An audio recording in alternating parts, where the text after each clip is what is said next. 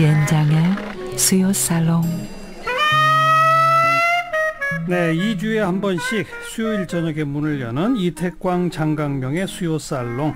다양한 사회문화 현상을 잡학하고 박식하게 수다 떨어보는 그런 시간이죠. 오늘은 항상 논란의 대상이 되는 이 군대와 관련된 이야기를 좀 나누겠습니다. 문화평론가 경희대 이태광 교수, 소설가 장강명 씨 두 분 어서 오십시오. 네, 반갑습니다. 안녕하세요. 장강명입니다.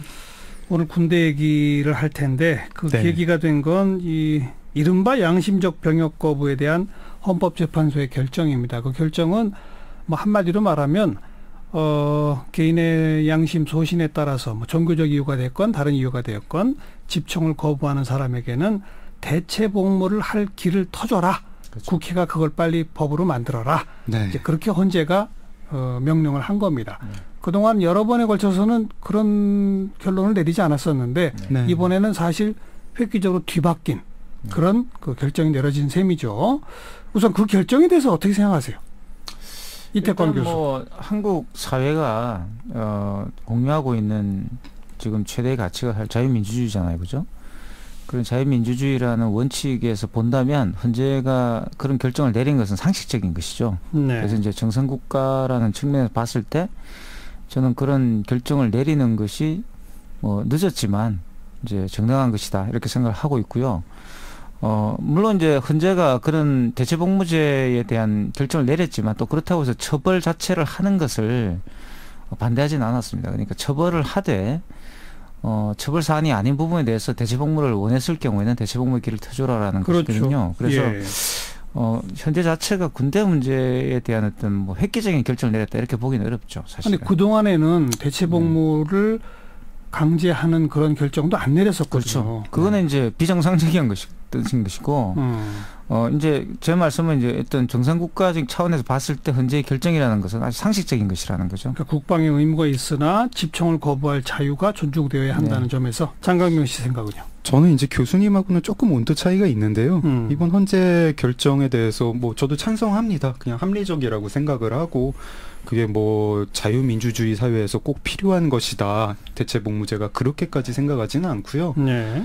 딱히 뭐 중대 범죄를 저지른 흉악범도 아닌데 젊은 사람들이 뭐 어쨌든 소신에 따라 가지고 뭐 그거를 안 하겠다는데 굳이 감옥에 보낼 필요 없이 좀 사회에 도움이 될 수 있도록 뭐 활용을 하자 뭐 이런 차원에서 그냥 찬성을 하고 있고 합리적이라고 보고 있고요. 예. 그리고 이제 대체복무제를 도입을 한다면은 그게 뭐 기간이라든가 어떤 일을 하게 될지 이건 아직 논의가 안 됐지 않습니까? 논의해 가야죠. 네, 그걸 봐야 되겠는데 그걸 봐야 이제 최종 저의 어떤 마음이 결정이 되겠는데 그 대체복무제가 적어도 지금 이제 군대에 가는 사람보다는 기간도 길고 또 일도 뭐 많은 사람들이 합리적으로 저만 하면은 정말 소신에 따라 가지고 총을 들기 싫어 가지고 가는 거구나라는 생각이 들 정도로 좀 그런 종류의 대체복무가 결정이 됐으면 합니다. 저는 이거에 대해서 뭐 이렇게 기사들이 양심적 병역 거부라고 하는데에도 좀 거부감이 있습니다. 예를 들어서 수혈을 거부한다. 이럴 때 우리가 뭐 양심적 수혈 거부라고 하지 않습니까? 소신에 따른 수혈 거부긴 하지만 또 뭐 어떤 종교인들은 또 뭐 돼지고기를 안 드시는 분도 있죠. 양심적 돼지고기 거부, 양심적 삼겹살 거부 이러지 않거든요. 그분의 소신이고 그렇지만 그 소신이랑 저는 다를 수 있고 지금 군대 가는 사람들 저도 갔다 왔고 양심이 없어가지고 갔다 온 거 아닙니다. 네. 근데 그 병역 거부에 대해서 굳이 양심적이라는 수식어로 붙일 필요 있나? 그냥 병역 거부라고 하면 되고요. 뭐 굳이 뭘 붙여준다면 그냥 소신에 따른 병역 거부 이러면 충분하다고 봅니다. 그 용어에 대해서 어떻게 생각하세요? 그렇죠. 그 양심적 병역 거부란 말이 왜 나왔냐 그러면 이게 제가 볼 때 80년대 잔재죠. 그러니까 이제 광주라는 것이 있었기 때문에 실질적으로 이제 국민을 지켜줘야 될 군대가 국민을 이제 학살하는 데 이렇게 동원되었다는 점들, 이제 그런 측면들 때문에 이제 군대 가는 문제가 병역을 거부하는 문제가 사실 양심의 문제가 됐던 거예요, 그 당시에. 그게 이제 지금까지 오면서 늦게 이제 헌재에서 바로잡아진 것이죠. 그래서 제가 이제 상식적이라고 제가 말씀을 드리는 것이고, 만약에 이제 이 문제가 앞으로 이제 군대 문제라든 국가의 문제까지 나가게 된다면 금방 말씀하신 것처럼 이제 소신과의 좀 문제가 되는 것이고, 이제 그것은 이제 정견의 어떤 대립이 되는 것이죠. 이제 그런 식으로 나아가는 것이 바람직하다. 그래서 이건 말 그대로 시작이라는 것이에요. 그러니까 더 많은 논의가 있어야 된다. 그렇게 봅니다. 그런데 사실 이번 이 이슈뿐 아니라 그 왜 군 가산점제, 그렇죠. 부활 찬반 논란 같은 걸 해도 마찬가지고 군대를 갔다 온 대한민국 남성들에게서는 바로 이런 대목이 나오면 상당히 격한 반응이 많이 나오거든요. 그렇죠. 네. 말도 안 된다. 무슨 양심적 병역 거부냐. 만약 대체 복무하려면 뭐 한 10년은 해라. 뭐 이런 식의 반응이 굉장히 많이 튀어나오거든요. 그런 반응은 어떻게 생각하세요? 사실 이제 그게 저는 굉장히 정상이라고 저는 생각을 하죠. 그러니까 겉으로는 병역의 신성한 의무 이렇게 말을 하고, 저도 뭐 그런 병역의 신성한 의무를 수행하기 위해서 머리 빡빡 깎고 이렇게 훈련소를 들어갔던 경험이 있는데, 네. 들어갈 때 대부다수의 그 평범한 그 병역의 의무를 실천하시는 분들은 신성하다고 생각하지는 않죠. 어쩔 수 없이 이제 어쩔 수 없이 가는 거라고 생각하는 거죠. 솔직히 말해서 가기 싫어하죠. 예, 네. 다른 방법이 있다면 다른 방법을 택하고 싶어요, 전부 다. 근데 네. 어쩔 수 없이 갔다는 거죠. 이게 저는 문제라는 거죠. 그래서 굉장히 정상이라고 저는 생각을 하는 거고, 무슨 말인가 하면 굉장히 여기다가 신성한 어떤 그런 아우라를 세워놨지만 사실 아무도 이걸 신성하게 생각하지 않는다고. 심지어는 군대라는 그 생활 조건도 가서 보면 전혀 신성한과 관계가 없잖아요. 그죠? 그게 인권이라든가, 네. 인권이라든가 또 국민으로서의 어떤 본인이 가지는 신성성을 이렇게 증명할 수 있는 길이 없어요. 그게. 예. 그래서 저는 여러 가지 군대 인권 문제 이런 것도 여기에 연관이 있다고 봅니다. 그렇죠. 그러니까 군의 책임도 있는 것이죠. 이렇게 병역 의무 자체를 신성하지 못하게 만든 것들.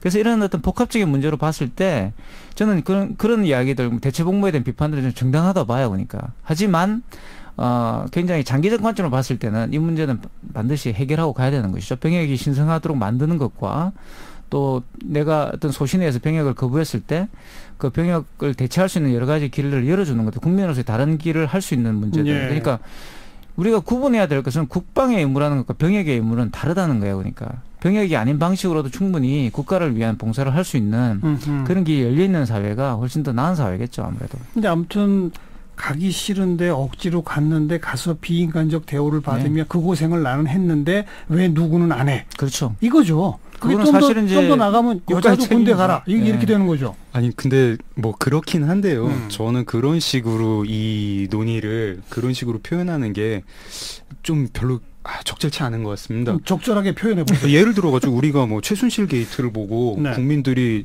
최순실이 특혜받는 게 억울해가지고 들고 일어났다 이렇게 얘기하지 않습니다. 이게 명백히 불이거든요. 불이 제가 볼 때는. 일부 그러니까 국방의 의무가 전 국민한테 있다고 하고 근데 전 국민이 지지 않습니다.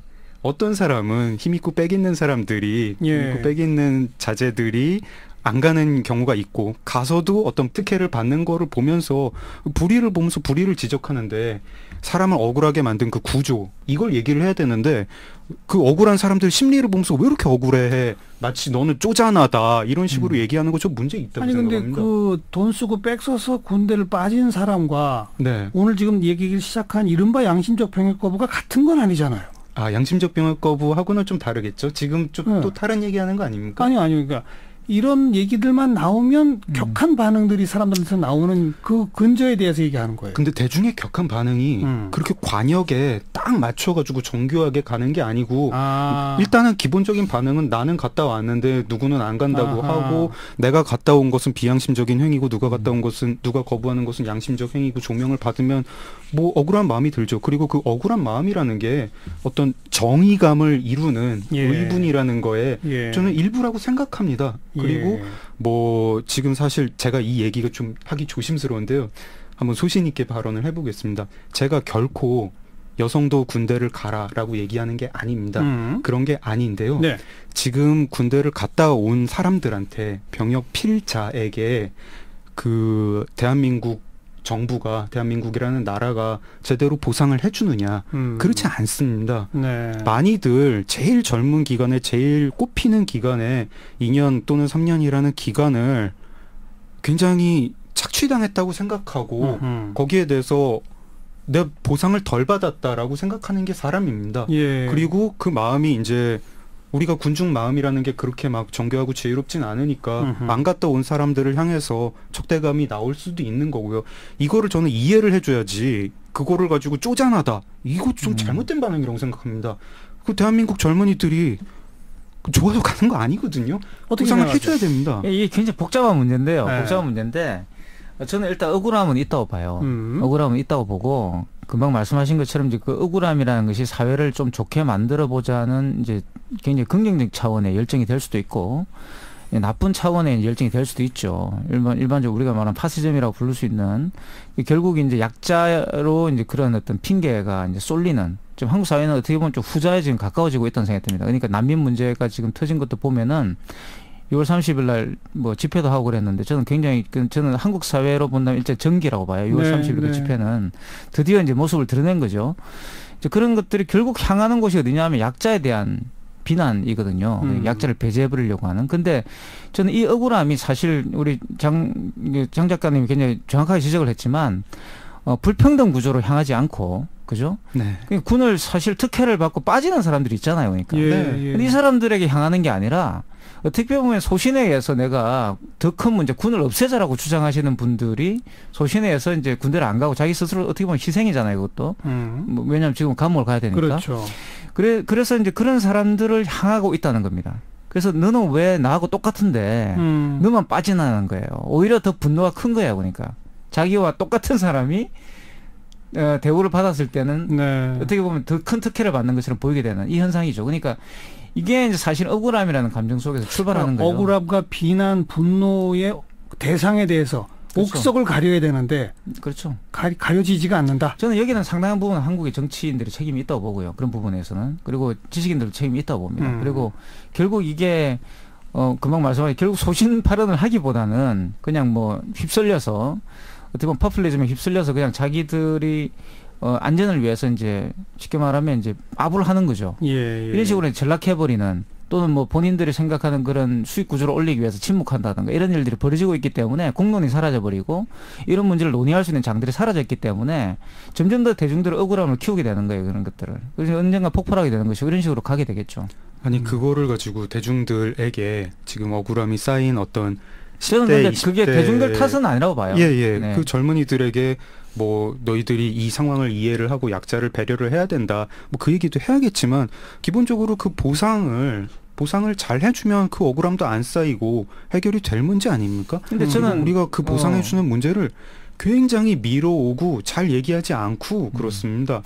근데 그게 저는 그렇게 생각해요. 저도 군대를 갔다 왔지만 그걸 보상을 해줘야 되나? 그게 사실 의무잖아요. 태어난 의무. 그러니까 저는 오히려 병역을 수행했을 때 네. 국방의 의무 중에서도 병역의 의무가 있다고 쳤을 때 네. 원래 병역의 의무라는 것은 아무나 할 수 있는 건 아니었어요. 과거의 국가에서는. 특히 이제 정근대 국가에서는 아무나 군대를 가는 게 아니었습니다. 그러니까 주로 귀족들이 가는 것이었고 명예로운 것이었어요. 그러니까 심지어는 고대 그리스에도 그랬죠. 전쟁에 나간다는 건 명예로운 것이었는데 근대 국가에서 그렇게 해서 병역의 의무를 준다는 것은 어떻게 보면 너는 시민으로 인정해 주는 것이거든요. 네. 금방 장 작가님이 말씀한 인정해 주지 않는다는 것은 뭔가의 억울함이 쌓이도록 만든다는 것은 그 시민으로서의 뭔가 혜택을 주지 않는다라는 거잖아요.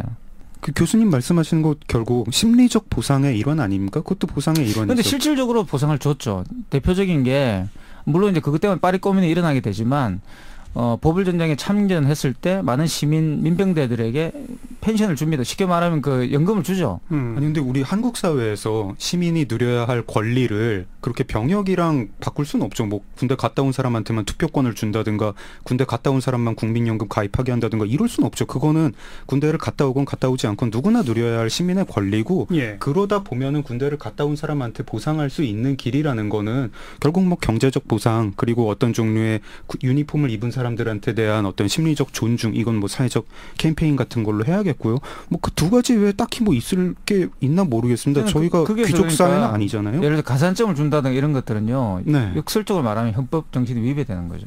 자, 이 얘기가 또 군 가산점 부활 논란으로 가면 얘기가 좀 더 복잡해지는데 굉장히 복잡한 이야기예요. 이게. 두 사람의 머리를 조금 더 복잡하게 하려고 제가 하나 더 던지겠습니다. 네. 월드컵에서 우리가 1차전, 2차전 막 지니까 그런 얘기가 없더니 독일한테 이기고 나니까 저 손흥민 선수 병역 특혜 줘야 된다. 이런 얘기가 또 막 나와요. 그렇죠. 그건 어떻게 보십니까? 그러니까 저는 그게 결국 동전의 양면이라는 거예요. 그러니까 병역에 대한 어떤 그런 정당한 보상이 없다라는 이야기와 동시에 손흥민 그 선수처럼 이제 뭔가 국가를 위해서 큰 일을 했을 때 거기에 대한 특혜를 주자라는 주장들은 사실은 같은 말이죠. 같은 말입니다. 왜냐하면 결국 내가 그만큼 국가에 대해 봉사를 했기 때문에 거기에 대한 정당한 대가를 국가가 나에게 지불해 줘야 된다라는 계약과 관련된 생각이에요. 그러니까 역설적으로 말하면 이것은 이제 한국 사회가 드디어 국민들이 과거처럼 그냥 국가에 종속돼 있는 어떤 그런 이 부산물이 아니라 또는 그런 큰 국가라 불리는 기계의 어떤 그런 부품이 아니라 본인들 스스로가 하나의 주체로서 국가와 계약관계에 있다고 생각하게 됐다는 거죠. 네. 저는 이것이 하나의 좋은 징조라고 봅니다. 그래서 어떻게 보면 국가에 대한 정당한 보상을 요구하는 그 국민들의 어떤 그런 어떻게 보면 새로 달라진 어떤 정신들을 보여준다고 생각을 해요. 그러니까 저는 좀 그거는 좀 과대 해석인 것 같은 게 사실 뭐 그 특혜 요구를 진지하게 뭐 받아들이는 사람이 많은 것 같지도 않고 다 좀 어떤 해프닝성 뭐 어디 청원 게시판 같은 데 올라오는 해프닝 정도로 여기는 거 아닙니까? 그리고 이게 처음도 아니란 말이죠. 옛날에 뭐 WBC에서 한국 야구단이 야구 대표 선수들이 훌륭한 성적을 거뒀을 때도 그때도 뭐 병역 특혜 줘라 국방부가 안 된다 이런 논란이 있었고 실제로 2002년 월드컵 때 우리가 4강에 오르니까 그때도 그랬죠. 원래는 월드컵은 대상이 아니었는데 이 이른바 병역 특혜를 줄 수 있는 올림픽에서 메달을 따거나 뭐 아시안 게임 뭐 이런 식으로 국가대표일 경우 법에 규정이 돼 있는데 월드컵에서 4강 오르니까 워낙 국민 여론이 뜨거워가지고 특별법을 만들어서 그 선수들만 혜택을 준 적도 있어요. 그때 그랬던가요? 실제로 그런 경우가 많이 있습니다. 그래서 이게 손흥민 선수가 예외는 아니에요. 아니 근데 그건 잘못된 겁니다. 저는 그때 특별법을 만들어가지고 구제했던 것도 제가 뭐 자세한 자초지정은 지금 기억이 안 납니다만 잘못됐다고 생각을 하고요. 병역 의무라는 게 국가의 공을 세우면 바꿔치기를 해준다. 뭐 조선시대 말에 뭐 병역 의무가 있는데 군납을 비단을 몇 필 내면은 병역을 밀게 해준다. 이런 식으로 하다 보면은 오히려 그 가치를 우리가 국방에 종사한다. 국방에 복무한다. 군인으로서 복무한다. 이 가치를 훼손합니다. 게다가 지금 어떤 절차적으로 그런 게 마련돼 있지 않은데 어떤 새로운 이걸 만들어가지고 소급 적용을 해라. 특별법을 만들어서 소급 적용해라. 문제 있다. 이거는 그냥 뭐 국방이고 뭐고를 떠나가지고 법을 적용하는 것 자체에 어떤 법치의 훼손입니다. 기존에 이미 있는 제도는 어떻게 생각해요? 올림픽에서 금메달 딴 사람은 혜택 받는 거. 이것도 없애야 됩니까? 사실은 이제 그게 국민의 대표가 국회에서 만든 어떤 사회적 합의이지 않습니까? 그래서 저의 생각으로는 저의 어떤 이상적인 생각으로는 맞지 않을 것 같지만 이미 사회적 합의가 끝났다고 보고 지금 또 그거를 바라면서 사실 그 마음도 있으면서 운동을 하시는 분도 있으실 거고요. 지금 없애면 또 부작용이 있겠죠. 지금 만들어진 거 합법적인 절차 따라가지고 만들어진 법에 대해서까지 제가 뭐 없애야 된다 이렇게 생각하고 싶습니다. 원칙적으로는 옳지 않다고 보지만 원칙적으로 합의가 이루어졌으면 그건 존중하자. 병역을 정말 존중을 하고 싶으면 군인들에 대해서 정말 존경하는 마음이 있다면 그거는 금메달 딴 사람은 안 가도 된다 이런 식으로 만들면 안 되는 거였습니다. 저는 그렇게 생각합니다. 어떻게 보세요? 그런데 저는 군대가 반드시 있어야 된다고 생각하진 않아요. 교수님은 주무실 때 문 안 잠그고 아니 주무세요? 그건 아니에요. 그러니까 왜냐하면 그리스가 상술 군대가 있지는 않았어요. 그러니까 시민이라는 것은 평소에는 생업에 종사하다가 그러니까 스위스도 마찬가지입니다. 여러분 군대가 있는 건 아닙니다. 상술적으로. 그거는 군대는 있지만 상비군이 없는 거죠. 그렇죠. 상비군이 없는 거죠. 그러니까 우리가 생각하는 군대가 반드시 있어야 되는 것은 남북 분단이라는 것 때문에 그런 것이고요. 그러니까 충분히 군대를 대체할 수 있는 여러 가지 조직이 가능해요. 그리고 그러니까 우리가 생각하는 그런 어떤 국가의 모델이라는 건 박정희 때 만들어진 것이고 충분히 저는 바뀔 수 있다고 봅니다. 그리고 손흥민 선수에 대한 그런 병역 특혜 요구는 실질적으로 국민들이 군대에 대해서 굉장히 아이러니한 생각들을 갖고 있다는 걸 뜻하는 거예요. 그리고 우리가 알고 있는 군대라는 것이 절대적으로 이 국민들이 생각할 때 그게 있다라고 생각하는 그 무엇이 아니라는 겁니다. 굉장히 아이러니한 거죠. 이 얘기할 때 초반에 여러 층위에서 충돌하는 문제라 가지고 되게 말하기가 힘들다고 했는데 제가 어느 때에는 존 레논의 이매진을 들으면서 굉장히 감동합니다. 전쟁 없는 세상, 국경 없는 세상 모두 다 노래하고 어떤 아무도 미워하지 않는 그런 세상 저도 바랍니다. 그거를 바라지 않기 때문에 군대가 필요하다라고 하는 건 아닌데요. 그러면서도 제가 집에서 잠잘 때 문을 걸고 잡니다. 세상에 강도가 있고 도둑이 있거든요. 그리고 세상에 외침이라는 것도 있고 전쟁이라는 것도 지금 계속 일어나고 있습니다.